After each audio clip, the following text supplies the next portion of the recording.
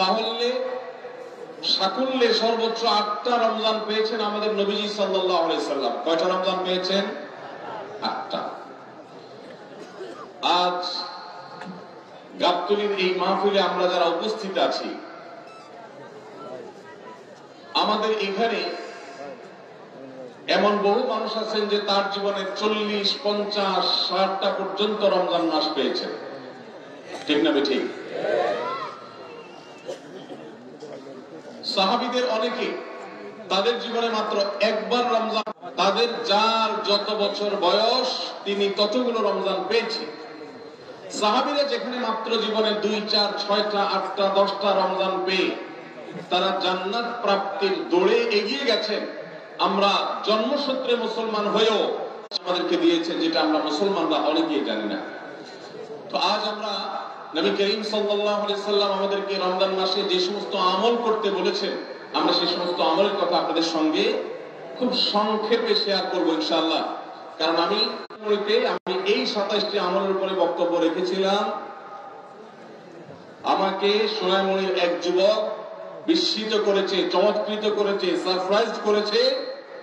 সে এক দাঁড়ানোতে টানা 27টা আমল বলে দিয়েছে। আমি নিজে বইয়ের লেখক হয়েও আমি বলতে পারবো না, 27টা টানা বলতে পারবো না, একটু বেঁধে বেঁধে বলতে হবে। কিন্তু সেই তরুণ টানা 27টা বলে দিয়েছে। তো বগুড়ার যুবকরা চ্যালেঞ্জ নিতে রাজি আছেন ইনশাআল্লাহ? রেডি তো? তাহলে পশ্চিম আকাশে রমজানের চাঁদ তালাশ করা, এটা একটা আমল। কোন দিন চাঁদ তালাশ করবেন? চাঁদ দেখতে যদি পান তো ভালো, এমনকি যদি চাঁদ দেখতে নাও পান, চাঁদ দেখার চেষ্টা যে করেছেন এর কারণে আপনার আমল নামাতে সওয়াব লেখা হবে, একটা সুন্নত আদায় করার সওয়াব। ভাইরা আমার, আকাশে উঠে তাহলে সবাই যদি ফেসবুকে চাঁদ তালাশ করেন, আকাশে চাঁদ দেখবে কে? ও ইসলামী ফাউন্ডেশনের হেলাল কমিটি, চাঁদ দেখা কমিটির কিছু মানুষ করবে, চাঁদ দেখে রমাদান ইবাদত বন্দেগী করবে, আর চাঁদ দেখে তোমরা ঈদ উদযাপন করবে। চাঁদ দেখে তিনি আমাদেরকে রোজা রাখতে বলেছেন, অতএব চাঁদ দেখতে হবে কি হবে না? ভাইরা আমার, বিলুপ্ত হওয়া মৃত প্রায় সুন্নাহগুলোর মধ্যে থেকে একটা হলো চাঁদ তালাশ করার সুন্নাহ।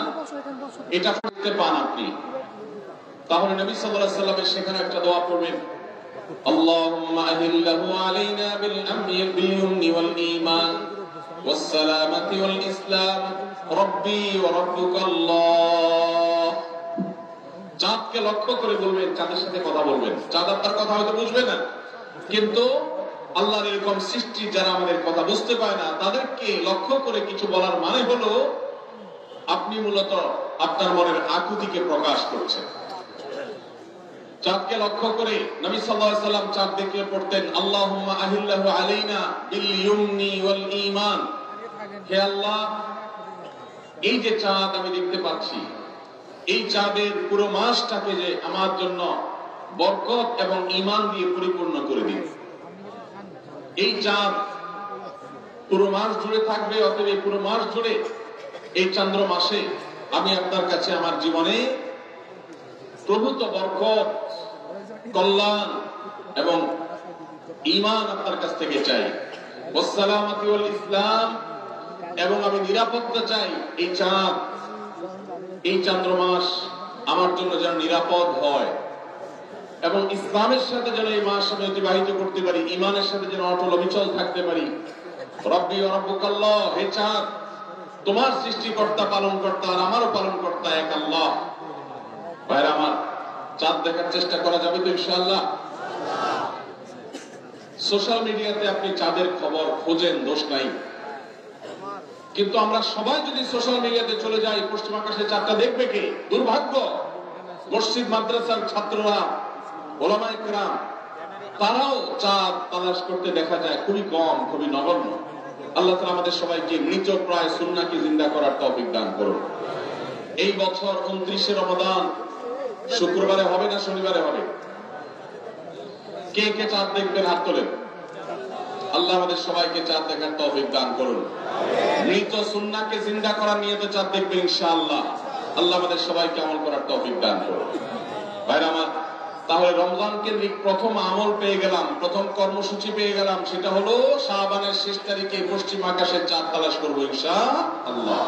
নাম্বার 2, রমজানের দ্বিতীয় আমল, যেটা রমজানের প্রধান আমল মূলত কি সেটা বলেন দেখি। রমজানের প্রধান আমল কি ভাই? রোজা রাখা। মাশাআল্লাহ, উত্তর সঠিক। রমজান মাসের প্রধান আমল হলো রোজা রাখা।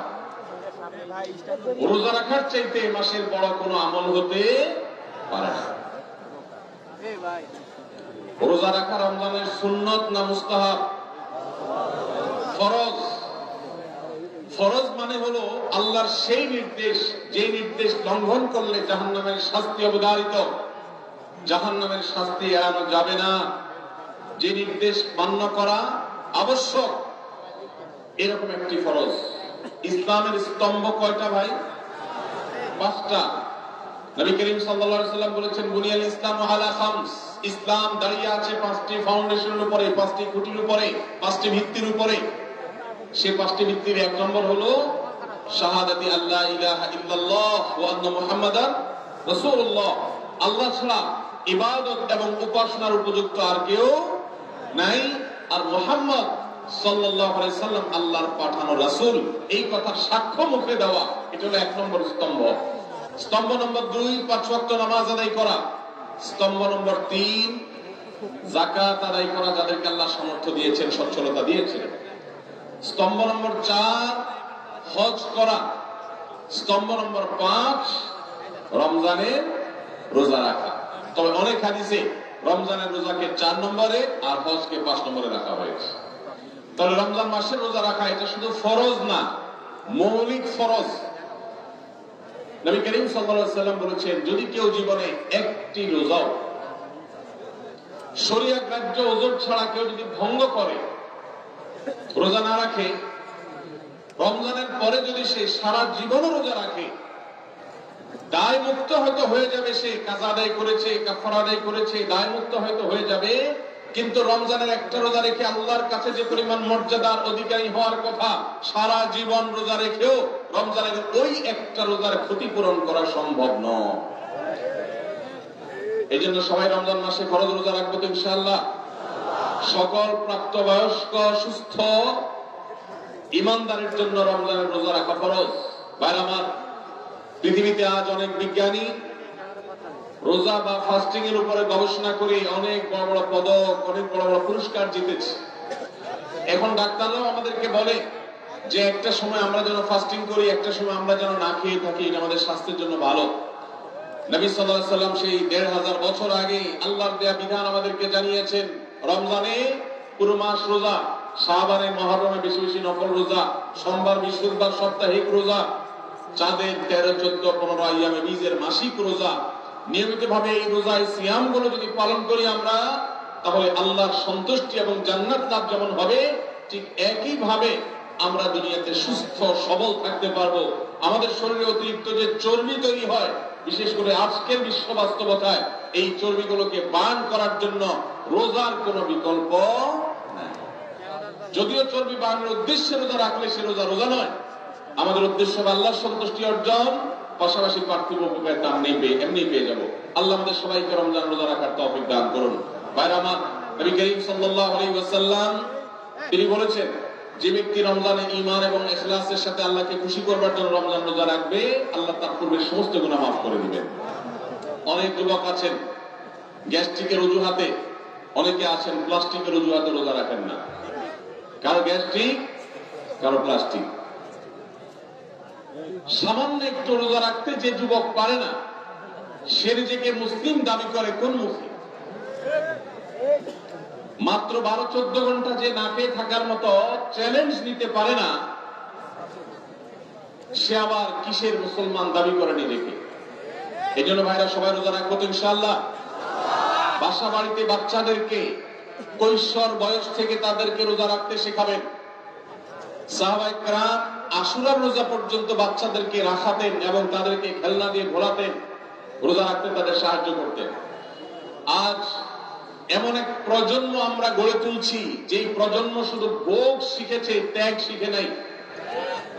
বাচ্চা কাচ্চাদেরকে দেখবেন মা বাপ বড় বড় মোবাইল স্মার্টফোন তাদের হাতে তুলে দিচ্ছেন।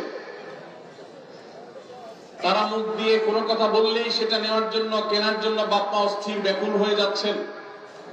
তাদেরকে সংগ্রাম, ত্যাগ, চ্যালেঞ্জ নেওয়া এগুলো তাদেরকে শেখাচ্ছেন না। মনে রাখবেন, ভোগ করতে কোনো যোগ্যতার দরকার হয় না, ত্যাগ করতে যোগ্যতার দরকার হয়। ভোগ করতে সবাই পারে, ত্যাগ করতে সবাই পারে না। এজন্য সন্তানকে ভোগ নয়, ত্যাগ শেখাতে হবে। আল্লাহ আমাদেরকে তৌফিক দান করুন। আপনার বাচ্চা যদি রোজা রাখা শিখে, শখ করে রোজা রাখে, তাকে বাধা দিবেন না, তাকে রোজা রাখতে দিবেন। কারণ সে রোজা রাখার মধ্য দিয়ে গরিব অভাব মানুষের কষ্ট অনুভব করবে, ফিল করবে। সে রোজা রাখার মধ্য দিয়ে আল্লাহর নৈকট্যের ফিলিংস তার মধ্যে আসবে, ইসলামের সংস্কৃতিকে সে অনুভব করবে, আঁচ করবে। এই জন্য সন্তানকে কৈশোর বয়স থেকেই, কিশোর বয়স থেকেই তাকে রোজা রাখতে সাহায্য করবেন ইনশাআল্লাহ। ঠিক আছে না ভাই? বাচ্চাদের প্রথম হয়তো রোজা অর্ধেক রাখবে, দুপুরে ভেঙে ফেলবে, এরপরে না হয় বিকাল পর্যন্ত রাখবে, এরপর না হয় সন্ধ্যা পর্যন্ত রাখবে, কিন্তু অভ্যাস তাকে গড়ে তুলতে হবে। আল্লাহ আমাদেরকে তৌফিক দান করুন। ভাইরা আমার, তাহলে রমজানের প্রধান আমল রোজা রাখা। এই রোজা ইচ্ছাকৃত শরিয়া গ্রাহ্য ওযর ছাড়া ভাঙা জায়েজ নাই, হারাম। যদি কেউ ভাঙে অথবা না রাখে সে ফাসিক। অতএব এই রোজার চর্চা আমাদের করতে হবে। আল্লাহ আমাদের সবাইকে তৌফিক দান করুন। তাহলে 3 নম্বর আমল হলো রমজান মাসের, 2 নম্বর আমল হলো রমজান মাসের রোজা রাখা। 3 নম্বর আমল হলো রাতে তারাবির নামাজ আদায় করা। রাতে কি আদায় করা ভাই? তারাবির নামাজ আদায় করা কি ফরজ না নফল? ফরজ না সুন্নাত? সুন্নাত। সুন্নাতে মুআক্কাদা।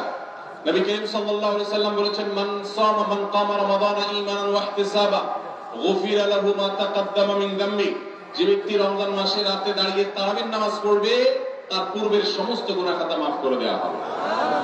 এই জন্য তারাবির নামাজ পড়বো তো ইনশাআল্লাহ। তারাবির নামাজ 4G গতিতে হবে না 5G গতিতে? কি বলেন? 4G না 5G? ভাইরা আমার, সবকিছুতে গতি ভালো না, সবকিছুতে গতি ভালো না। নেটের গতি যত বেশি হয় তত ভালো, কিন্তু নামাজের গতি, ইবাদত, সিজদার গতি, তারাবির গতি যত কম হয়, যত ধীরে ধীরে হয়, যত শান্তশিষ্ট ভাবে হয়, তত আল্লাহর কাছে বেশি মর্যাদাবান হয়। অতএব মহল্লার হাফেজ সাহেবদেরকে তাড়াতাড়ি নামাজ শেষ করার জন্য দৌড়ের উপর রাখবেন। ক্রিকেট খেলা আছে হুজুর, আজকে একটু খেয়াল রাখবেন, বলবেন। ভাইরা আমার, আমরা তারাবির নামাজের কথা যখন স্মৃতিতে, কল্পনায় আমরা ভাবি, তখন আমাদের স্মৃতিতে তুফান মিল মার্কা একটা নামাজ ভেসে উঠে। ঠিক না ঠিক? 5 ওয়াক্ত নামাজ এত তাড়াহুড়া করা হয় না তারাবি যত। অথচ তারাবি এটা তাবিহাত এর বহু বচন আরবি শব্দ, যার অর্থ হলো আরামের সাথে, ধীর স্থিরতার সাথে, রেস্ট করে করে যে নামাজ আদায় করা হয় তার নাম তারাবি। নাম হলো আরামের সাথে করা, আর আমরা করি ব্যারামের সাথে তাড়াহুড়ো করে। এই জন্য এলাকা এলাকা তারাবি ধীরে ধীরে পড়ার জন্য উদ্যোগ নেবেন তো ইনশাআল্লাহ। ইমাম সাহেবদেরকে, হাফেজ সাহেবদেরকে উদ্বুদ্ধ করবেন, ভাই হুলস্থুল করবেন না, কি পড়েন কিচ্ছু বুঝি না, এমন টান দেন শেষে যায় শুধু আলামুন তালামুন, আর এটা শুনে মনে করেন যে এখন স্টপ হয়েছে, এখন রুকুতে যেতে হবে। এই নামাজ কি নামাজ? এটা তামাশা। ভাইরা আমার, স্পিডে তারাবি না পড়ে যদি একটু ধীরে তারাবি পড়া হয়, সর্বোচ্চ 15 থেকে 20 মিনিটের ডিফারেন্স হবে, এর বেশি না। মাত্র 15 মিনিটের জন্য আপনার পুরো নামাজকে আপনি বরবাদ করছেন। দেশের বেশিরভাগ মসজিদগুলোতে তুফান মিল মার্কা তারাবি পড়া হয়। এই তারাবি আল্লাহর কাছে কতটা গ্রহণযোগ্য হবে, এটা যথেষ্ট প্রশ্নবিদ্ধ বিষয়। আল্লাহ তাআলা আমাদের সবাইকে ধীর স্থিরতার সাথে খুব শান্তভাবে তারাবির নামাজ আদায় করার তৌফিক দান করুন। চেষ্টা করা যাবে না ইনশাআল্লাহ। ভাইরা আমার, আল্লাহ রাব্বুল আলামিন নামাজের ক্ষেত্রে হুলস্থুলতা পছন্দ করেন না। যার নামাজ যত বেশি সময় নিয়ে আদায় করেন তিনি আল্লাহর কাছে তত শ্রেষ্ঠ, তত ভালো নামাজ। আর যার নামাজে যত হুলস্থুল করা হয় তার নামাজের কোয়ালিটি, মর্যাদা আল্লাহর কাছে তত কম। অতএব আমরা রমজানের 3য় আমল জানলাম তারাবির নামাজ, এবং সেটা ধীরে স্থিরতার সাথে আদায় করবো। আল্লাহ আমাদের তৌফিক দান করুন। নাম্বার 4, সাহরি খাওয়া। সাহরি খাওয়া এটা রমজানের একটা আমল। আপনি সারা বছর লাঞ্চ করেন, ডিনার করেন, দুপুরের খাবার খাবে ভোর রাতে, রোজার মাসে রোজা রাখতে গিয়ে সাহরির খাবার খাবে। কেন? কারণ সাহরির যে খানা, এই খানাতে আল্লাহ তাআলা বরকত রেখেছেন। এই খানা খাইলে তার জন্য আমাদের স্পিরিচুয়াল, আধ্যাত্মিক বিভিন্ন রকমের উপকারিতা আল্লাহ তাআলা এর মধ্যে নিহিত রেখেছেন। এর মধ্যে খাদ্য শক্তি আছে, আমাদের এনার্জি হবে শরীরে, রোজা রাখতে সহজ হবে। এর পাশাপাশি সাহরির খাবারে আলাদা একটা বরকত আছে, শেফা, বহুবিধ উপকার। কারণে যদি সাহরি খেতে না পারেন, রাতে উঠতে পারেন নাই, অ্যালার্ম বাজছে কিন্তু শুনেন নাই, উঠে দেখেন ফজরের আজান হয়ে গেছে, তাহলে ওই দিনের রোজা কি হবে নাকি হবে না? হবে। মাশাআল্লাহ, ওগুলো মানুষ মাসালা জানে, দেখা যায় রোজা হয়ে যাবে ইনশাআল্লাহ। কারণ এই সাহরি খাওয়াটা ফরজ না ওয়াজিব না, এটা সুন্নাত। সুন্নাত ছুটে গেলে ইবাদত হয় না, ব্যাপারটা সেরকম না। 5 নম্বর আমল হলো, সাহরি তো খাবো ঠিক আছে, কিন্তু সেটা শেষ সময় খাওয়া, দেরিতে খাওয়া। সাহরি কি আগে খাবেন না শেষের দিকে খাবেন? শেষের দিকে। কেন? কারণ নবী করিম সাল্লাল্লাহু আলাইহি সাল্লাম বলেছেন, লা ইয়াজালুন নাসু বিখাইরিন মা আজ্জাল ফুতুর ওয়া আখারুস সাহুর। এই উম্মত, মুসলিম জাতি ততদিন পর্যন্ত কল্যাণের উপর প্রতিষ্ঠিত থাকবে, তারা কল্যাণকে স্পর্শ করতে পারবে যতদিন পর্যন্ত তারা সাহরি তাড়াতাড়ি খাবে না দেরিতে খাবে? দেরিতে খাবে। আর ইফতার তাড়াতাড়ি করবে। তাহলে সাহরি দেরিতে খাওয়া হলো সুন্নাত। আমাদের দেশে গ্রামে অনেক মুরব্বীরা এখনো আছেন, রাত 12টা, 1টা, 2টা বাজে সাহরি খেয়ে শুয়ে থাকে। তারা চিন্তা করেন পরে খাইতে গেলে আবার বর্ডার ক্রস হয়ে যায় কিনা, সীমা লঙ্ঘন হয়ে যায় কিনা, রিস্ক নেওয়ার দরকার কি, এই জন্য 12টার সময় খেয়ে রাখেন। এটার কারণে সাহরি খাওয়ার সওয়াব পাবেন ঠিকই, কিন্তু দেরিতে সাহরি খাওয়ার যে সুন্নাত, সেই সুন্নাত আদায় হবে না। এই জন্য দেরিতে খাবেন। দেরিতে খাওয়ার মানে আবার এরকম দেরি না যে আপনি আর মুয়াজ্জিন সাহেব দুজন কম্পিটিশন করছেন, আপনার হাতে খাবারের প্লেট আর মুয়াজ্জিনের হাতে মাইক, আপনি আগে শেষ করেন আর মুয়াজ্জিন আগে আজান দিবে, কম্পিটিশন চলছে। এত দেরি করে একেবারে লাস্ট মিনিট পর্যন্ত খাওয়া সুন্নাত নয়। কথা কি বুঝাতে পারছি? কয়েক মিনিটের গ্যাপ রেখে তারপরে খাবার শেষ করবেন। কারণ নবী করিম সাল্লাল্লাহু আলাইহি ওয়াসাল্লাম সাহরি খেয়ে শেষ করে ফজর নামাজ শুরু করতেন, এর মধ্যে 50টা আয়াত পড়ার মতো গ্যাপ রাখতেন, অর্থাৎ প্রায় 10 মিনিটের মতো একটা গ্যাপ থাকতো। এই জন্য আমরা একটা গ্যাপ রেখে তারপর সাহরি শেষ করব। অর্থাৎ ফজরের আজান যদি হয় উদাহরণস্বরূপ 5টা 25-এ বা 30-এ, তাহলে আমরা 2-4 মিনিট আগে সাহরি খেয়ে শেষ করবো ইনশাআল্লাহ। তাহলে সাহরি দেরি করে খাওয়া, শেষের দিকে খাওয়াটা সুন্নাত। আল্লাহ আমাদেরকে আমল করার তৌফিক দান করুন। রমজান মাসে সাহরির নামে একটা নতুন নাটক শুরু হয়েছে এই দেশে, সেটার নাম হলো সাহরি পার্টি। আপনারা শুনেছেন? বিশেষ করে শহরের ছেলেপেলেরা, ইউ পোলাপান, তারা আজকাল ভোর রাতে বন্ধু বান্ধব সহ রেস্টুরেন্টে গিয়া সাহরি পার্টির আড্ডা বাইর করছে। শয়তানি এবং ফাইজলামির আর কোনো জায়গা নেই, সাহরির জন্য পার্টি বাইর করছে, তাও আবার ছেলে মেয়ে একসাথে মিলেমিশে। ভাই আমার, সাহরি খাওয়া ইবাদত, এবং সাহরির এই সময়টা দোয়া কবুলের সময়, তাহাজ্জুদের সময়। আল্লাহ তাআলা দুনিয়ার আকাশ থেকে ডেকে নিয়ে বান্দাকে ক্ষমা করেন। এই সময়টাতে আড্ডাবাজি করা, এটা হতভাগা ছাড়া আর কারো কোনো কাজ হতে পারে না। এরপরে 6 নম্বর আমল হলো ইফতার করা। রোজা রেখেছেন কিন্তু ইফতার করেন নাই, রোজা হয়ে যাবে কিন্তু সুন্নাত আদায় হবে না। এই জন্য ইফতার করা একটা সুন্নাত। আল্লাহ তাআলা আরহামুর রাহিম, এমন একটা মাস রমজান মাস, সারা বছর কিন্তু আমরা নাস্তা করি, সারা বছর যেটা নাস্তা করি রমজানে সে নাস্তাই করি। পার্থক্য হলো সারা বছর নাস্তা করি সকালে, রমজান নাস্তা করি সন্ধ্যায়। মানুষ দীর্ঘ সময় না খেয়ে থাকার পরে যে খাবার খায় সেটাকেই ব্রেকফাস্ট বলে, সেটাকেই নাস্তা বলে। আরবিতে যে ইফতার বলা হয়, এই ইফতার শব্দের অর্থ কিন্তু নাস্তা। ইফতার শব্দের অর্থ কি? নাস্তা।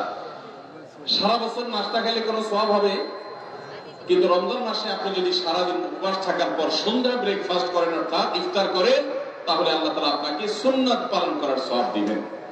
এই জন্য ভাই, ইফতার করা একটা সুন্নাত। 7 নম্বর, ইফতার আবার তাড়াতাড়ি করা আরেকটা সুন্নাত। এটা 7 নম্বর আমল, ইফতারটা একটু তাড়াতাড়ি করা। তাড়াতাড়ি করা মানে কি? সূর্য ডুবার 2-4 মিনিট আগে। কি বলেন? তাহলে তাড়াতাড়ি কেমনে হলো? তাড়াতাড়ি মানে হলো সূর্য ডুবার সাথে সাথে করা, বিলম্ব বা দেরি। নবী করিম সাল্লাল্লাহু আলাইহি ওয়াসাল্লাম এই হাদিস আবারও আমরা স্মরণ করি, তিনি বলেছেন, লা ইয়াজালুন নাসু বিখাইরিন মা আজ্জালুল ফুতুর ওয়া আখারুস সুহুর। এই মানুষ, এই উম্মত ততদিন কল্যাণের উপরে প্রতিষ্ঠিত থাকবে যতদিন তারা ইফতার তাড়াতাড়ি করবে আর সাহরি দেরিতে করবে। ইফতার তাড়াতাড়ি করা এর মানে হলো সূর্য ডুবছে আর দেরি করবেন না। শিয়ারা এবং ইহুদিরা তাদের মধ্যে রোজা আছে, ফাস্টিং আছে, তারা সেই রোজায় ইফতার করে হলো চতুর্দিক অন্ধকার হয়ে যাওয়ার পর, সূর্য ডুবার পর পর ইফতার করে না। তো এই জন্য নবী সাল্লাল্লাহু আলাইহি ওয়াসাল্লামের আদর্শ হলো তার বিপরীত, অর্থাৎ সূর্য ডুবার পর পর ইফতার করে ফেলা, অতিরিক্ত বিলম্ব না করা। আল্লাহ আমাদেরকে আমলের তৌফিক দান করুন। ৮ নম্বর আমল হলো ইফতারের দোয়া পড়া। ইফতারের দোয়া জানা আছে ভাই? কি দোয়া? আমরা একটা দোয়া কমন জানি বাংলাদেশের মানুষ, সেটা হলো আল্লাহুম্মা লাকা সুমতু আলা রিজকিকা আফতারতু। এটাও হাদিসে বর্ণিত হয়েছে, কিন্তু হাদিসের সনদ নিয়ে অনেকে কোন কোনটা নিয়ে আলাপ তুলেছেন, প্রশ্ন তুলেছেন। আল্লাহুম্মা লাকা সুমতু মানে হলো, হে আল্লাহ, আপনার উদ্দেশ্যে রোজা রেখেছি, ওয়া আলা রিজকিকা আফতারতু, এবং আপনার দেওয়া রিজিক দিয়ে ইফতার করেছি। আর ইফতারের আরেকটা দোয়া হলো যাহাবাজ জামা ওয়াবতাল্লাতিল উরুক ওয়া সাবাতাল আজরু ইনশাআল্লাহ। এটা একটা দোয়া। যদি এগুলো দোয়ামূলক নয়, আমরা দোয়া বলছি, এটা মূলত আল্লাহর কাছ থেকে একটা প্রত্যাশা। এর অর্থ হলো যাহাবাজ জামা, আমার পিপাসা দূর হয়ে গেছে, ওয়াবতাল্লাতিল উরুক, আমার শিরা উপশিরা গুলো সব সিক্ত হয়ে গেছে, ওয়া সাবাতাল আজরু ইনশাআল্লাহ, এবং আল্লাহ চাহেন তো এই রোজার বিনিময় আমার সাব্যস্ত হয়ে গেছে, আল্লাহর কাছে এটা স্থির হয়ে গেছে। এটা হলো ইফতারের দোয়া। ইফতারের দোয়াটা কি ইফতারের আগে করব না পরে করব? ইফতারের দোয়াটা যারা ইফতারের আগে করার পক্ষে তারা হাত তোলেন। অল্প সংখ্যক মানুষ, আর বাকিরা সবাই কি পরের পক্ষে না মাঝখানের পক্ষেও আছেন লোক? সব পরে। মাশাআল্লাহ, সব সূক্ষ্ম সূক্ষ্ম মাসআলা দেখি গাবতলী মানুষ জানে, মাশাআল্লাহ, অনেক অগ্রসর দেখা যায়।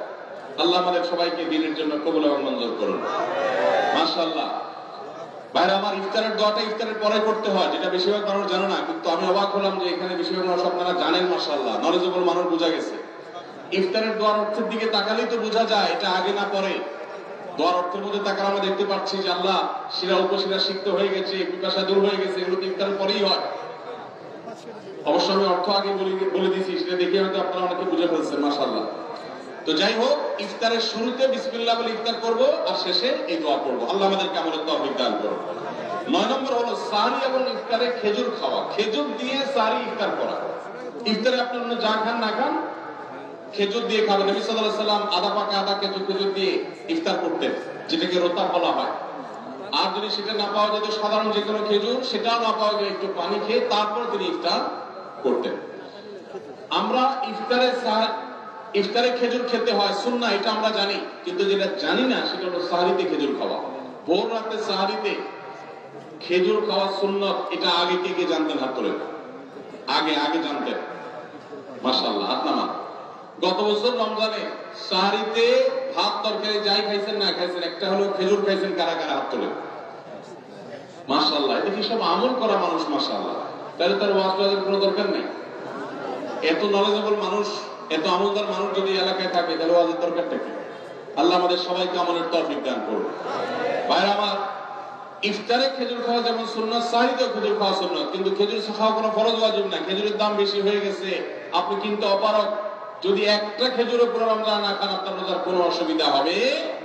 তবে নবী সাল্লাল্লাহু আলাইহি ওয়াসাল্লাম যেহেতু ইফতার এবং সাহরিতে খেজুর খেতেন, আর খেজুরে প্রচুর পরিমাণ সুগার আছে, উপকারী, যেটা মানুষের স্বাস্থ্যের জন্য উপকারী, প্রচুর পরিমাণ এনার্জি আছে, খাদ্য শক্তি আছে, সারাদিন রোজা রেখে আমাদের যে সুগারের ঘাটতি হয় সেটা পূরণ করার জন্য সহায়ক হয়।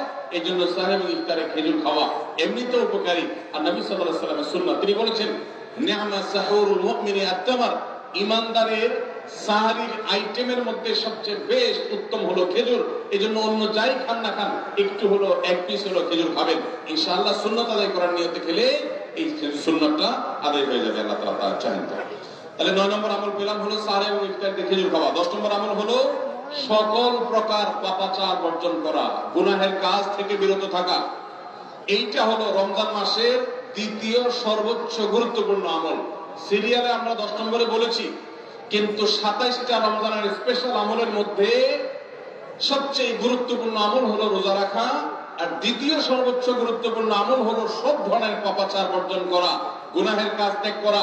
যদি কেউ রমজানে রোজা রাখে আবার চোখ দিয়ে হারাম জিনিস মোবাইলে দেখে, স্ক্রিনে দেখে, পত্রিকার পাতা দেখে, অফলাইনে দেখে, পর্নোর দিকে তাকায় থাকে, সে যদি কান দিয়ে হারাম জিনিস শুনে, গান বাদ্য, এই সমস্ত কিছু সে যদি উপভোগ করে, তাহলে তার এই রোজা আর উপোস থাকার মধ্যে কোনো পার্থক্য। মনে রাখবেন, রোজা শুধু পেটের হয় না, রোজা চোখের হয়, রোজা কানের হয়, রোজা হাতের হয়, রোজা মুখের হয়, রোজা শরীরের প্রত্যেকটা অঙ্গ প্রত্যঙ্গের হয়। একজন মানুষ যখন তার পুরো শরীরে রোজা করে, সে যখন সকল অঙ্গ প্রত্যঙ্গ দিয়ে আল্লাহর আনুগত্য করে, আল্লাহর নাফরমানি থেকে বেরিয়ে আসে, তখন সে সত্যিকারের রোজাদার হয়। আর যে শুধুমাত্র দিনের বেলা পানাহার বর্জন করে, যৌনাচার বর্জন করে, আর সমস্ত পাপাচার অপকর্ম সে যথারীতি অন্য সময়ের মতো রমজান মাসেও করে, এই রোজাদার পেটে শুনে নেই, সেগুলো কিন্তু রোজা রাখে নেই। এই রোজা আল্লাহর কাছে মাকবুল এবং গ্রহণযোগ্য রোজা হতে পারে না। অতএব আমরা রমজান মাসে সব ধরনের গুনাহের কাজ বর্জন করবো তো ইনশাআল্লাহ। প্রিয় ভাইরা আমার, রোজা কিন্তু আমাদের সাথে কথা বলে। রোজার ভাষা আমরা অনেকে জানি না, কি বলে সেটা অনেকে বুঝি না, কিন্তু রোজা আমাদের সাথে কথা বলে। কি কথা? সিয়াম শব্দের অর্থ, আমরা যেটাকে রোজা বলছি সেটা কোরআনের ভাষায় বলা হয় সিয়াম, হাদিসে বলা হয়েছে সেটাকে সওম বা সিয়াম। এই সওম বা সিয়াম একই শব্দ, এর অর্থ হলো বিরত থাকা। এর অর্থ হলো কি ভাই? বিরত থাকা, ব্রেক দিতে জানা। আল্লাহ রাব্বুল আলামিন রোজার মতো ইবাদত দিয়েছেন আমাদেরকে জীবনে ব্রেক দেওয়ার অভ্যাস গড়ে তোলার জন্য।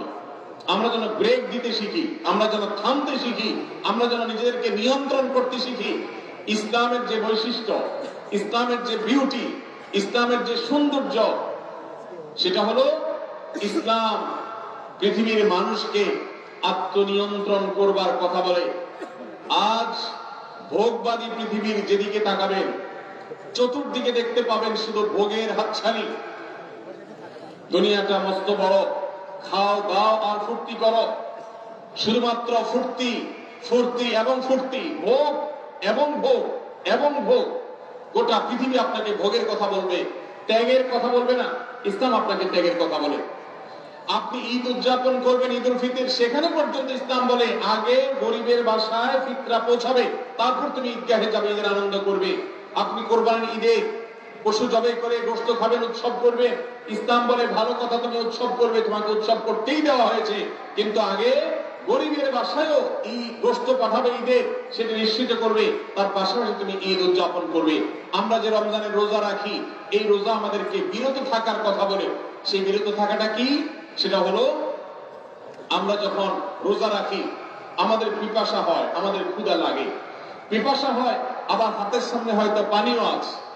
আমার ক্ষুধা লাগে, হাতের সামনে হয়তো খাবারও আছে, কেউ দেখছেও না, সিসি ক্যামেরাও নেই, বদ্ধ রুমে কক্ষের মধ্যে, কিন্তু আমি রোজাদার। কোন রোজাদার রোজার মধ্যে খায়, পান করে? কেন? কারণ সে জানে আল্লাহ নিষেধ করেছে। আমরা যখন ইফতার সামনে নিয়ে বসে থাকি সন্ধ্যাবেলা, ভাইরা আমার, সারা বছর নাস্তা তো আল্লাহ তাআলা কম হোক বেশি হোক সবাইকে করার তৌফিক দেন। আমরা সবাই তো কম বেশি নাস্তা করি সারা বছর। আপনি যদি বুফে গিয়ে 100 আইটেমের নাস্তা দিয়েও আপনি খাবার গ্রহণ করেন, সকালের ব্রেকফাস্ট আপনি খান, ইফতারের সময় মাত্র 2-4টা আইটেম নিয়ে বসে থেকে আযানের জন্য, সূর্য ডোবার জন্য যে অপেক্ষা করেন, ওই অপেক্ষার সময় যে অবর্ণনীয় স্বাদ আর তৃপ্তি পাওয়া যায়, পৃথিবীর সমস্ত খাদ্য গ্রহণের মধ্যেও এই তৃপ্তি বা স্বাদ নাই। নবী সাল্লাল্লাহু আলাইহি ওয়াসাল্লাম সেজন্য বলেছেন, লিসাইমি ফারহাতান, রোজাদার ব্যক্তিকে দুটি আনন্দ দেওয়া হয়, ফারহাতুন ইনদা ফিতরি ওয়া ফারহাতুন ইনদা লিকাই রাব্বি। একটা আনন্দ হলো ইফতারের সময়, অবর্ণনীয়, ভাষায় প্রকাশ করবার অযোগ্য। কি ভালো লাগে কাজ করে, ইফতারের জন্য আমরা বসে আছি, খাবার সামনে আছে, রকমারি শীতল শরবত সামনে আছে, রকমারি খাবারের পসরা সাজানো আছে, টেবিলে, দস্তরখানে, এদিকে পেটে ক্ষুধাও আছে, কিন্তু আমরা মিনিট করছি, আমরা সময় দেখছি, ঘড়ির দিকে তাকিয়ে আছি সূর্য কখন ডুববে। সূর্য ডুবেছে আর সাথে সাথে আমরা ইফতার করেছি। এই যে আল্লাহর নির্দেশের অপেক্ষা, ইসলাম রোজার মাধ্যমে আমাদেরকে সেই শিক্ষাটা দিতে চায়। রোজা আমাদের সাথে সেই কথা বলে যে দেখো, তুমি জীবনে বিরত থাকতে শিখো, গোটা পৃথিবী তোমাকে ভোগ শিখাবে, ইসলাম তোমাকে ত্যাগ শিখাবে, ইসলাম তোমাকে কন্ট্রোল করা শিখাবে। আমাদের তরুণদের চরিত্রকে নষ্ট করবার জন্য, তাদেরকে নানাভাবে উস্কানি দেওয়ার জন্য, বিনোদনের নামে, নিউজের নামে, বিজ্ঞাপনের নামে, বিভিন্ন নামে অশ্লীল নানা দৃশ্য, খোলামেলা দৃশ্য তাদের সামনে দেখানো হয়, ভোগের আহ্বান করা হয়। ইসলাম বলে, হে মুসলিম তরুণ, তোমার চোখের এরিয়ার মধ্যে কোন বড় নারী, কোন সুন্দরী নারী পড়ে গেছে, তুমি আজ করতে পেরেছ, সাথে সাথে তোমার দৃষ্টিকে তুমি নিয়ন্ত্রণ করো, অবনত করো। কুল্লিল মুমিনিনা ইয়াগুদ্দু মিন আবসারিহিম ওয়া ইয়াহফাযু ফুরুজাহুম। আল্লাহ বলেছেন, হে রাসূল বলে দিন ঈমানদার পুরুষদেরকে তারা যেন তাদের চোখগুলোকে নামিয়ে রাখে, তাদের সম্ভ্রমকে তারা সংরক্ষণ করে। মনে রাখবেন, যা খুশি তা করতে পারা এটা যোগ্যতা নয়। নিজেকে নিয়ন্ত্রণ করলাম, যা খুশি তা করবো না, এর নাম হলো যোগ্যতা।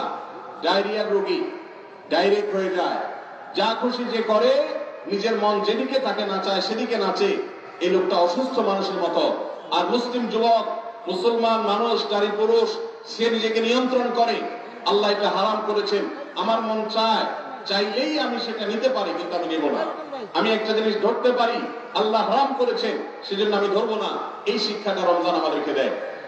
অতএব রমজানের সবচেয়ে গুরুত্বপূর্ণ আমল হলো এই 10 নম্বর আমল, সেটা হলো পাপাচার বর্জন করা। নবী সাল্লাল্লাহু আলাইহি ওয়াসাল্লাম বলেছেন, যে ব্যক্তি রমজানে রোজা রাখলো আর পাপাচার বর্জন করলো না, তাহলে এই রোজা রাখা উপোস থাকার ভিতরে কোনো পার্থক্য নাই। আল্লাহ আমাদের সবাইকে রমজান মাসের রোজা থেকে সকল হারাম, সকল নাজায়েজ কাজ, সকল গুনাহের কাজ ছাড়ার তৌফিক দান করবেন। আমিন। ভাইরা আমার 11 নম্বর আমল হলো অধিক পরিমাণ দোয়া করা। রমজান মাসের রোজা রেখে আমরা বেশি বেশি দোয়া করব। চলতে ফিরতে উঠতে বসতে দোয়া করতে পারেন। আমাদের মায়েরা অনেকে শুনছেন আমাকে, রমজান মাসে আপনি গৃহস্থলী কাজ করছেন, রান্না বাড়া করছেন, ঘর ঝাড়ু দিচ্ছেন, আর মনে মনে আল্লাহর সাথে কথা বলেন। দোয়া মানে আল্লাহর সাথে কথোপকথন। আল্লাহ, আপনি আমাকে মাফ করে দেন, আমার বাবাকে মাকে মাফ করে দেন, সন্তানগুলোকে হেদায়েত দান করেন, চোখের পানি ফেলেন। নিয়মতান্ত্রিক দোয়া, বসে বসে হাত তুলে দোয়া করবেন কেবলামুখী হয়ে। আবার চলতে ফিরতে উঠতে বসতে, এমনকি ওযু নেই সে অবস্থায় দোয়া করবেন। নবী সাল্লাল্লাহু আলাইহি ওয়াসাল্লাম বলেছেন, 3 ব্যক্তির দোয়া ফিরিয়ে দেওয়া হয় না। কয় ব্যক্তির দোয়া? ফালাতুল্লাহ তুরাদ্দু দাওয়াতুহুম। 3 শ্রেণীর মানুষের দোয়া ফিরিয়ে দেওয়া হয় না। এর ভিতরে এক শ্রেণী হলেন মাজলুম, কারোর জুলুমের শিকার হয়েছে। এই ব্যক্তি জালেমের বিরুদ্ধে যে তার মনের আকুতি থাকে, বদদোয়া থাকে, আল্লাহ সুবহানাহু ওয়া তাআলা এটা ফিরিয়ে দেন না। এই জন্য পৃথিবীর ইতিহাসে কোন জালিম আপনি দেখাতে পারবেন না যে জালিমকে আল্লাহ ছেড়ে দিয়েছেন, আল্লাহ ছাড় দিয়েছেন কিন্তু চূড়ান্ত ভাবে ছেড়ে দিয়েছেন, এমন কোন জালিম আপনি দেখাতে পারবেন না। এই জন্য ভাই, কখনো কোন অবস্থাতে কারো প্রতি আমরা জুলুম করবো না। আল্লাহ আমাদেরকে সেটা মানার তৌফিক দান করুন। তাহলে 3 ব্যক্তির দোয়া কবুল হয়, ফেরত দেওয়া হয় না। তার ভিতরে একজন হলো মাজলুম, যার প্রতি আপনি জুলুম করেছেন, সে আপনার বিরুদ্ধে যে বদদোয়া করে, এটা লাগবেই লাগবে, আজ হোক আর 2 দিন পর হোক। নাম্বার 2, মুসাফির, যে ব্যক্তি সফরে আছে, সফররত অবস্থায় সে যদি দোয়া করে, সে দোয়া আল্লাহ তাআলা কবুল করেন। 3 নম্বর হলেন রোজাদার ব্যক্তি, আসসাইম হাত্তা ইফতির। রোজাদার ব্যক্তি সারাদিন ভর রোজা করলে, ইফতার রাত পর্যন্ত সারাদিন দোয়া করলে ইফতার রাত পর্যন্ত তার দোয়া কবুল হয়। এই জন্য রোজা রেখে আমরা বেশি বেশি আল্লাহর কাছে দোয়া করবো ইনশাআল্লাহ। চলতে ফিরতে উঠতে বসতে মনে মনে আল্লাহর সাথে কথা বললেন, চাওয়া দাওয়াকে পেশ করলেন, বাস এইটাই হলো দোয়া। এটা হলো আমাদের রমজান মাসের 11 নম্বর আমল, বেশি বেশি দোয়া করা। 12 নম্বর আমল হলো মিথ্যার কাজ পরিহার করা। রমজানের সকল পাপাচার তো পরিহার করবোই, বিশেষভাবে মিথ্যা কথা, মিথ্যা কাজ পরিহার করা। কারণ নবীজি সাল্লাল্লাহু আলাইহি ওয়াসাল্লামের জন্য আলাদা নির্দেশ করেছেন। তিনি বলেছেন, মাল্লাম ইয়াদা কাওলা যুরি ওয়াল আমালা বি ফালাইসা লিল্লাহি হাজা আন ইয়াদা তাআমাহু ওয়া শারাবা। যে ব্যক্তি রমজানে রোজা রেখে মিথ্যা কথা, মিথ্যা কাজ ছাড়লো না, তার উপোস থাকায় আল্লাহর কোনো ঠেকা পড়ে নাই। 13 নম্বর আমল হলো অশ্লীলতা এবং বিবাদ, বিতণ্ডা, ঝগড়া, এগুলো পরিহার করা। কারণ নবী করিম সাল্লাল্লাহু আলাইহি ওয়াসাল্লাম তিনি আমাদেরকে রমজান মাসে রোজা রেখে অশ্লীলতা পরিহার করতে বলেছেন। মোবাইলে হারাম জিনিস দেখলেন, টেলিভিশনে হারাম জিনিস দেখলেন, বা কোনো পত্র পত্রিকাতে খারাপ জিনিস, নিষিদ্ধ জিনিস দেখলেন, পরনারীর সৌন্দর্য দেখে আপনি হারাম স্বাদ নেয়ার চেষ্টা করলেন, তাহলে আপনার রোজার অঙ্গহানি হলো, রোজা প্রাণহানি হলো। এই রোজা রোজা নয়। এই জন্য এটাকে রমজান মাসে পরিহার করতে হবে, অন্য সময় তো বটেই। এবং সেই সাথে কেউ যদি আপনার সাথে ঝগড়া করতে আসে, নবী শিখাই দিচ্ছেন ফালিয়াকুল ইন্নী সাইম, কেউ রোজা রাখা অবস্থায় ঝগড়া করতে আসলে বলবেন, ভাই আমি রোজাদার, আমি তোমার ঝগড়ার জবাব দিতে পারবো না। তাহলে ঝগড়া পরিহার করার জন্য রমজান মাসে আমরা এক্সারসাইজ করবো। 14 নম্বর, যে কোনো ভালো কাজ, যে কোনো নেকামল রমজান মাসে বেশি বেশি করবেন। কেন? কারণ রমজানের শুরুতে একজন ঘোষক বলে, ইয়া বাগিয়াল খাইরি আকবিল, হে ভালো কাজ প্রত্যাশী, যে ভালো কাজ করতে চাও, রমজান মাসটাই হলো ভালো কাজের সওয়াব বেশি পাওয়ার। অতএব এই মাসে ভালো কাজ করে, নেকামল করে, ইবাদত করে, কোরআন তেলাওয়াত, জিকির, আজকার যত রকম আছে এগুলো করে জান্নাতের পথে অগ্রসর হয়ে যাও। 16 নম্বর আমল হলো রোজাদারকে ইফতার করানো, অর্থাৎ নিজে ইফতার করার পাশাপাশি অন্য কোন রোজাদারকে ইফতার করালে আল্লাহ তাআলা ওই রোজাদার যে পরিমাণ সওয়াব পাবেন, আপনাকেও সেই পরিমাণ সওয়াব দেবেন ইনশাআল্লাহ। 17 নম্বর আমল হলো বেশি বেশি কোরআনে কারীমের তেলাওয়াত করা। রমজান মাসে আল্লাহ তাআলা আমাদের সবাইকে, 15 নম্বর বাদ গেছে, মাশাআল্লাহ, এত মনোযোগ সহকারে কথা বলছে এবং নোট করছে দেখা যাচ্ছে। তাহলে আমরা আবার পেছনে যাচ্ছি ইনশাআল্লাহ। 15 নম্বর আমল হলো বেশি বেশি ইস্তেগফার করা। বেশি বেশি কি করা? ইস্তেগফার করা, অর্থাৎ ক্ষমা প্রার্থনা করা। কেন ক্ষমা প্রার্থনা বেশি করবেন? কারণ নবী করিম সাল্লাল্লাহু আলাইহি সাল্লাম বলেছেন, ওয়ালিল্লাহি মুতাকাউ মিনান নার ওয়া যালিকা ফি কুল্লি লাইলা, রমজানের প্রত্যেক রাতে আল্লাহ তাআলা বহু মানুষকে জাহান্নাম থেকে মুক্ত ঘোষণা করেন। ভাইরা আমার, আমাদের পাপাচারের কারণে জাহান্নামীদের তালিকা নাম উঠে থাকলেও রমজানে আল্লাহ বহু মানুষকে ঠিক দেন, যে এই লোককে জান্নাতি ঘোষণা করা হলো, জাহান্নাম থেকে মুক্ত ঘোষণা করা হলো। এই জন্য এই মাসে আল্লাহর কাছে বেশি বেশি মাফ চাইতে হয়, ইস্তেগফার করতে হয়, চোখের পানি ফেলে দোয়া করতে হয় যে আল্লাহ আপনি মাগফিরাত নসিব করেন। এটা হলো 15 নম্বর আমল। 16 নম্বর আমল হলো রোজাদারকে ইফতার করানো। নিজে ইফতার করবেন, পাশাপাশি রোজাদার ব্যক্তিকেও ইফতার করাবেন। নবী সাল্লাল্লাহু আলাইহি সাল্লাম বলেছেন, যদি কোনো ব্যক্তি কোনো রোজাদারকে ইফতার করায়, তাহলে যেই ব্যক্তি তাকে ইফতার করাবেন তার রোজার সওয়াব তো সে পাবেই, আপনি ইফতার করায় সমপরিমাণ সওয়াব লাভ করবেন ইনশাআল্লাহ। অতএব মসজিদে ইফতার দেওয়ার ব্যবস্থা করা যেতে পারে, রাস্তাঘাটে, বিশেষ করে পাবলিক পরিবহনে, এমনকি প্রাইভেট গাড়িতেও সন্ধ্যার সময়, ইফতারের সময় অনেক সময় খাবার থাকে না, তখন আপনি রাস্তায় দাঁড়িয়ে যদি সামান্য একটু খেজুর, সামান্য একটু পানি বিতরণ করতে পারেন, তাহলে সওয়াবটা পাওয়া যেতে পারে। আপনার বাসার আশেপাশে অনেক অভাবী মানুষ আছে, তাদের বাসায় আপনি ইফতার পৌঁছে দিতে পারেন, এর মাধ্যমে রোজাদারকে ইফতার করার সওয়াব পেতে পারেন।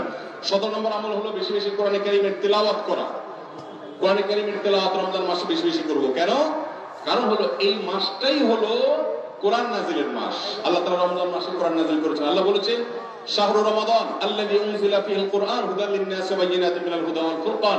রমজান মাস এমন মাস যে মাসে আল্লাহ তাআলা কোরআন নাজিল করেছেন, এইজন্য এই মাসে বেশি বেশি কোরআন তেলাওয়াত করতে হবে। নবী করিম সাল্লাল্লাহু আলাইহি সাল্লাম বেশি বেশি রমজান মাসে কোরআন তেলাওয়াত করতেন। আমাদের পূর্বসূরি সালাফগণ কেউ কেউ রমজান মাসে অন্য সব আমল কমিয়ে দিয়ে কোরআন তেলাওয়াতটা সবচেয়ে বেশি করতেন। এইজন্য দিনে এবং রাতে বেশি বেশি করে কোরআন শুদ্ধতার সাথে, সৌন্দর্যের সাথে তেলাওয়াত করব, অর্থ সহকারে বুঝে পড়ার চেষ্টাও পাশাপাশি করব ইনশাআল্লাহ। 18 নম্বর আমল হলো কোরআন পরস্পরকে শোনাশুনি করা, বুঝে পড়া। অর্থাৎ আপনি কোরআন তেলাওয়াত করবেন, আপনার স্ত্রী শুনবে, আপনার মা শুনবে, আপনার বোন শুনবে, আবার তারা তেলাওয়াত করবে, আপনি শুনবেন। আমরা তারাবির নামাজে এক পক্ষীয় তেলাওয়াত শুনি, হাফেজ সাহেব তেলাওয়াত করেন, আমরা শুনি, কিন্তু আমরা তেলাওয়াত করে আরেকজন শুনবে, এটা হয় না। নবী সাল্লাল্লাহু আলাইহি সাল্লাম রমজান মাস আসলে জিবরিল ফেরেশতার সাথে কোরআন শোনাশুনি করতেন। জিবরিল তেলাওয়াত করতেন, নবীজি শুনতেন, আবার আমাদের নবীজি তেলাওয়াত করতেন, জিবরিল শুনতেন। এটা সুন্নাত। এই সুন্নাতটা বিলুপ্ত হয়ে গেছে, এটা নিয়ে চর্চা নাই। এজন্য আমরা এটা বাসাবাড়িতে নতুন করে জিন্দা করব। আল্লাহ আমাদেরকে তৌফিক দান করুন। 19 নম্বর আমল হলো দান সাদাকা বেশি বেশি করা। নবীজি সাল্লাল্লাহু আলাইহি সাল্লাম এমনিতেই প্রচুর পরিমাণ দান করতেন, কিন্তু রমজান আসলে তার দানশীলতার পরিমাণ আরো বেড়ে যেত। এই জন্য অভাবী, প্রতিবেশী, গরিব, দুঃখী সবার ঘরে ঘরে আমরা আমাদের সাধ্য অনুযায়ী দান পৌঁছানোর চেষ্টা করব রমজান উপলক্ষে। এটা রমজানের 19 নম্বর স্পেশাল আমল, বিশেষ আমল। 20 নম্বর রমজানের কর্মসূচি হলো ভোর রাতে দোয়া করা। কারণ সারা বছর ভোর রাতে তাহাজ্জুদের নামাজ পড়া বা দোয়া করার সুযোগ আমাদের হয় না, কিন্তু রমজানের সাহরি খেতে এমনি ওঠেন। অতএব এই টাইমে দোয়া কবুল হয়। 24 ঘন্টার ভিতরে দোয়া কবুলের সবচেয়ে মুখ্যম সুযোগ, সবচেয়ে আদর্শ সময় হলো এই তাহাজ্জুদের সময়টা। ভাইরা আমার, ঢাকার একটি বড় কোম্পানি, বাংলাদেশের সবচেয়ে বড় শিল্প প্রতিষ্ঠান বললে ভুল হয়তো হবে না, অন্তত এইটুকু বলা যায় যে প্রথম 3-4টি বড় প্রতিষ্ঠানের একটি, এরকম একটা প্রতিষ্ঠানের একজন কর্মকর্তা বছর 2-3 আগে আমার সাথে হঠাৎ দেখা। তিনি আমাকে দেখে বেশ আবেগ আপ্লুত হলেন এবং অনেকটা জড়িয়ে ধরলেন এবং বললেন, ভাই আপনার একটি আলোচনা থেকে আমার জীবনের ভিতরে এমন এক পরিবর্তন আসছে যেটা অকল্পনীয়, অভাবনীয়। তো আমি একটু কৌতূহল হয়ে জানতে চাইলাম কোনটা সেটা। তখন তিনি বললেন, ভাই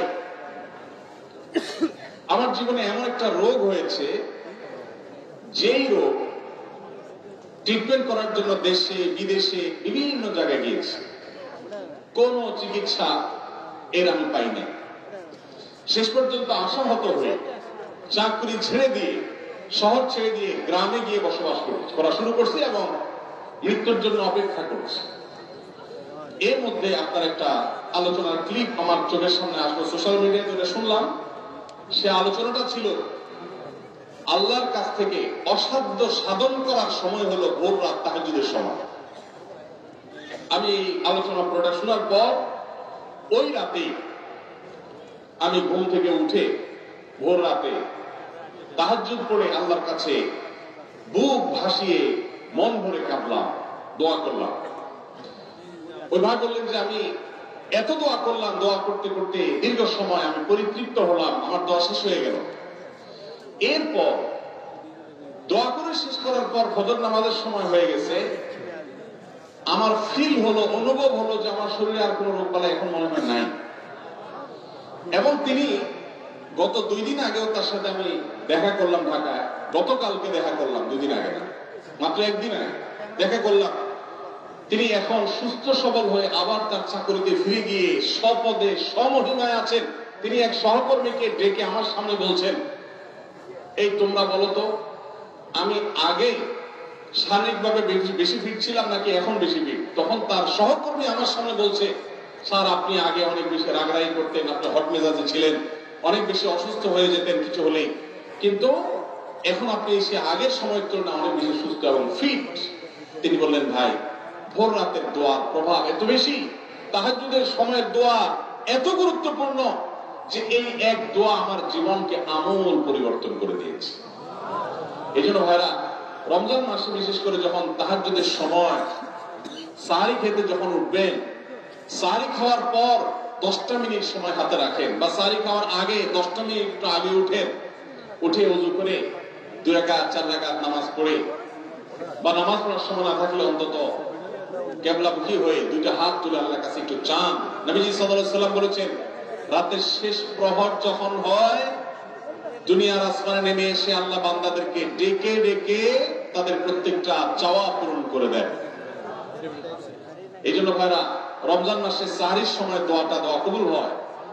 রমজান উপলক্ষে বিশেষ করে এই আমলটা, সাহরির সময় আমলটা, আমরা দোয়া করার আমলটা করতে পারি। তাহলে 20 নম্বর আমল হলো তাহাজ্জুদের নামাজ এবং ভোর রাতের দোয়া।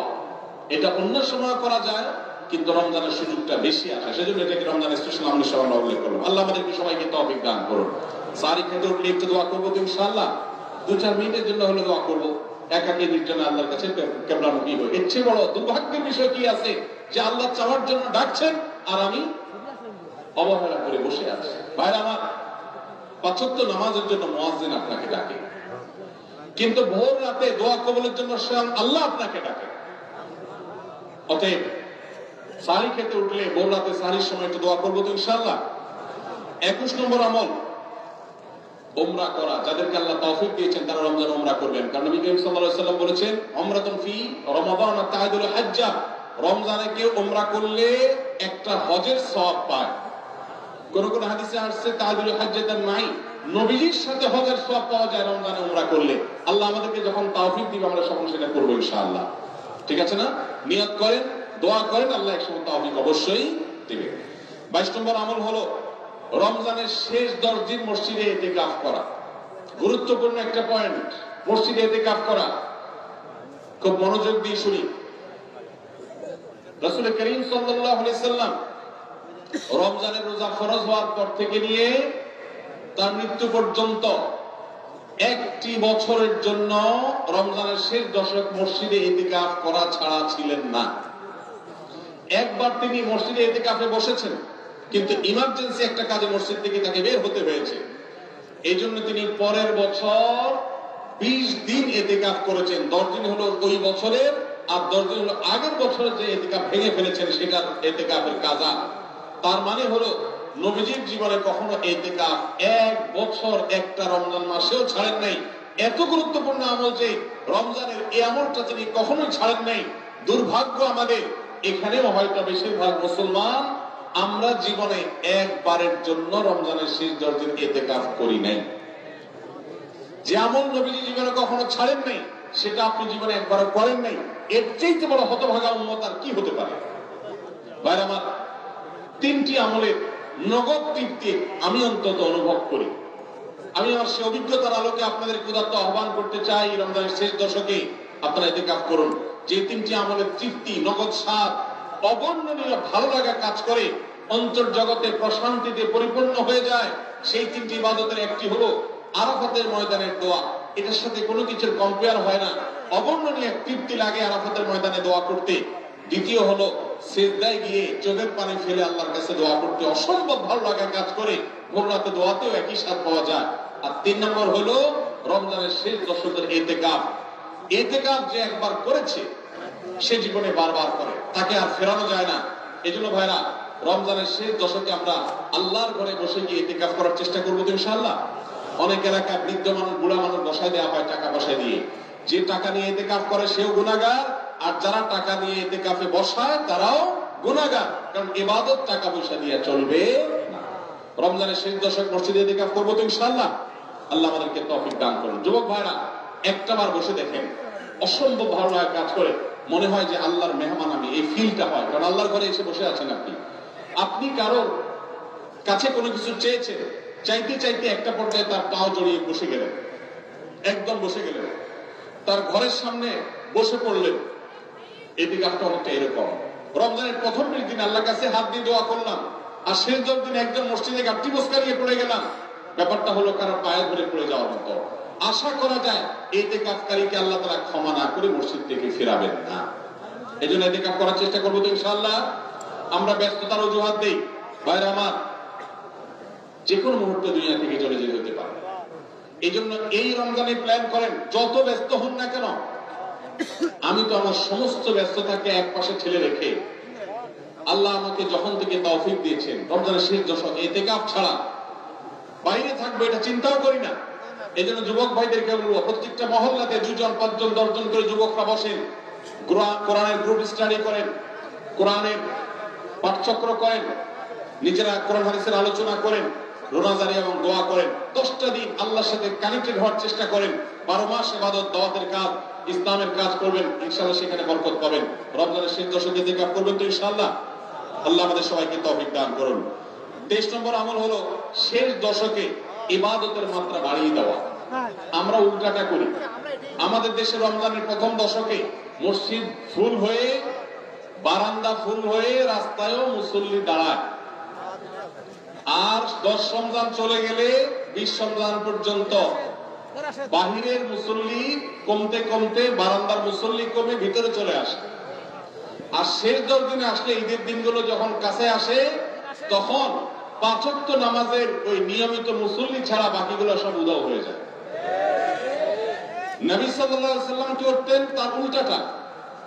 আমাদের আয়েশা বলেছেন, কানা ইয়াজিতাহিদু ফীহি মা লা ইয়াজিতাহিদু ফী গায়রি। আমাদের নবীজি সাল্লাল্লাহু আলাইহি ওয়াসাল্লাম রমজানের শেষ দশকে ইবাদতের জন্য যত কষ্ট করতেন, যত সাধনা করতেন, অন্য কোন সময় ইবাদতের জন্য এত সাধনা করতেন না।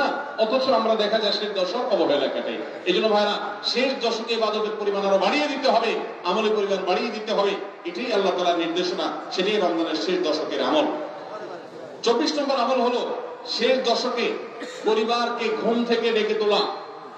এটা আলাদা সুন্নাহ। নবী সাল্লাল্লাহু আলাইহি ওয়াসাল্লাম রমজানের শেষ দশক হলে কানা ইযা দাখালাল আশর আহইয়া লাইলা ওয়া আইকাযা আহলা। তিনি পরিবারকে ঘুম থেকে ডেকে তুলতেন এবং স্ত্রী সঙ্গ ত্যাগ করতেন। শেষ দশক কোমর বেঁধে ইবাদত করতেন। এটা 24 নম্বর আমল। তাহলে শেষ দশক পরিবারকে ঘুম থেকে ডেকে তোলা। নবীজি অন্য কোনো সময় ঘুম থেকে ইবাদতের জন্য ডাকতেন না, নফল নামাজ যার ইচ্ছা সে পড়বে, যার ইচ্ছা পড়বে না। কিন্তু শেষ দশক এত বড় অফার, এত বড় সুযোগ, কারণ লাইলাতুল কদর শেষ দশকে আছে, এই জন্য এই দশকে ইবাদতের জন্য পরিবারকে তিনি ডেকে তুলতেন, তারা শুয়ে থাকুক তিনি তা সহ্য করতেন না। এই জন্য 24 নম্বর আমল হলো রমজানের শেষ দশকে পরিবারকে ঘুম থেকে ডেকে তোলা এবং স্ত্রী সঙ্গ ত্যাগ করা শেষ দশকের জন্য। 25 নম্বর আমল হলো লাইলাতুল কদর অনুসন্ধান করা। রমজানের শেষ দশকের প্রত্যেকটা রাতে কিন্তু শবে কদর হতে পারে, বিশেষ করে বেজোড় রাতে 21, 23, 25, 27, 29 এই রাতগুলোতে লাইলাতুল কদর হওয়ার সম্ভাবনা অনেক জোরালো। সৌদি আরবের মানুষ তাদের বেজোড় রাতে তালাশ করবে, আমরা আমাদের বেজোড় রাতে তালাশ করব ইনশাআল্লাহ। নবী সাল্লাল্লাহু আলাইহি ওয়াসাল্লাম বলেছেন যে তাহাররাউ লাইলাতুল কদর ফিল মিতিল আশরিল আওয়াখির মিন রমাদান, রমজানের শেষ দশকের বেজোড় রাতগুলোতে তোমরা শবে কদর হতে পারে সে আশা বেশি বেশি করে ইবাদত বন্দেগী করো। লাইলাতুল কদর ইবাদতকে আল্লাহ বলেছেন লাইলাতুল কদরে খায়রুম মিন আলফি শাহর, 1000 মাস, 1000 মাস ইবাদত করলে যে সওয়াব পাওয়া যাবে লাইলাতুল কদরের এক রাতের ইবাদতের সওয়াবটা চাইতে বেশি হবে। সেই রাত কোনটা আল্লাহ নির্দিষ্ট করেন নাই, এজন্য শেষ দশকের প্রত্যেকটা রাতেই ইবাদত করার চেষ্টা করা, স্পেশালি বেজোড় রাতগুলোতে। 26 নম্বর আমল হলো লাইলাতুল কদরের আশায় বিশেষ দোয়া পড়া। সেটা কি? আল্লাহুম্মা ইন্নাকা আফুউন তুহিব্বুল আফওয়া ফাআফু আন্নী, আল্লাহ আপনি ক্ষমাশীল, আপনি ক্ষমাকে ভালোবাসেন, অতএব আমাদেরকে ক্ষমা করে দিন। এটা রমজানের শেষ দশকের প্রত্যেক রাতে পড়বেন। যে রাতটা একটু শান্ত শিষ্ট, একটু শীতল, একটু বৃষ্টিভাব, একটু লাইলাতুল কদরের আবহাওয়া বোঝা যায়, সেই রাতকে লাইলাতুল কদর আশা করে প্রত্যাশা করে বেশি বেশি দোয়া পড়বেন, আল্লাহুম্মা ইন্নাকা আফুউন তুহিব্বুল আফওয়া ফাআফু আন্নী। তাহলে 26 নম্বর আমল হলো লাইলাতুল কদরের দোয়া পড়া। আর 27 নম্বর সর্বশেষ আমল হলো ফিতরা আদায় করা। অর্থাৎ রমজান মাসের রোজাতে যদি ভুল ত্রুটি হয়, এটা রিফাইন্ডের কাজ হয়ে যায়, রিফ্রেশমেন্টের কাজ হয়ে যায় ফিতরার মাধ্যমে। প্রত্যেক সচ্ছল ব্যক্তি তার নিজের পক্ষ থেকে, নিজের স্ত্রী এবং নিজের ছোট বাচ্চাদের তরফ থেকে ফিতরা আদায় করবেন। প্রাপ্তবয়স্ক সন্তান থাকলে তারা তাদেরটা আদায় করবে, আর না হলে বাবা তাদেরটা আদায় করতে পারে। ফিতরা স্বরূপ গরিবদের বাসায় একদিনের খাবার এটা পৌঁছে দিতে হবে। এটা হলো ফিতরা। ঈদের নামাজের আগ পর্যন্ত এটা আদায় করার নির্দেশ নবী সাল্লাল্লাহু আলাইহি ওয়াসাল্লাম দিয়েছেন। তাহলে 27 নম্বর আমল হলো ফিতরা আদায়। এটার মাধ্যমে রমজানের আমল শেষ হয়ে যাবে। আমি আবার এক নজরে 27টি আমল আপনাদেরকে বলে দিচ্ছি। নাম্বার 1 চাঁদ দেখা, নাম্বার 2 রোজা রাখা, নাম্বার 3 তারাবির নামাজ আদায় করা, নাম্বার 4 সাহরি খাওয়া, 5 নম্বর আমল হলো শেষ সময় সাহরি খাওয়া, 6 নম্বর আমল হলো ইফতার করা, 7 নম্বর আমল হলো তাড়াতাড়ি ইফতার করা এবং 8 নম্বর আমল হলো ইফতারের দোয়া পড়া, 9 নম্বর আমল হলো সাহরি এবং ইফতারে খেজুর খাওয়া, 10 নম্বর আমল হলো রমজান মাসের সকল গুনাহ বর্জন করা, 11 নম্বর আমল হলো বেশি বেশি দোয়া করা, 12 নম্বর আমল হলো মিথ্যা কথা এবং কাজ পরিহার করা, 13 নম্বর আমল হলো অশ্লীলতা এবং ঝগড়া বিবাদ রমজানের রোজা রেখে না করা, 14 নম্বর আমল হলো ভালো কাজের পরিমাণে মাসে বাড়ায় দেওয়া, 15 নম্বর আমল হলো বেশি বেশি আল্লাহর কাছে ক্ষমা চাওয়া, কারণে মাশাআল্লাহ বেশি ক্ষমা করেন মানুষকে, 16 নম্বর আমল হলো অন্য রোজাদারকে ইফতার করানো, তাদের বাসায় ইফতার পাঠানো, আর 17 নম্বর আমল হলো বেশি বেশি কোরআন তেলাওয়াত করা, 18 নম্বর আমল হলো কোরআন নিজে পড়ে আরেকজনকে শোনানো, আবার তার তেলাওয়াত নিজে বসে শোনাশুনি করা, 19 নম্বর আমল হলো দান সাদাকা করা,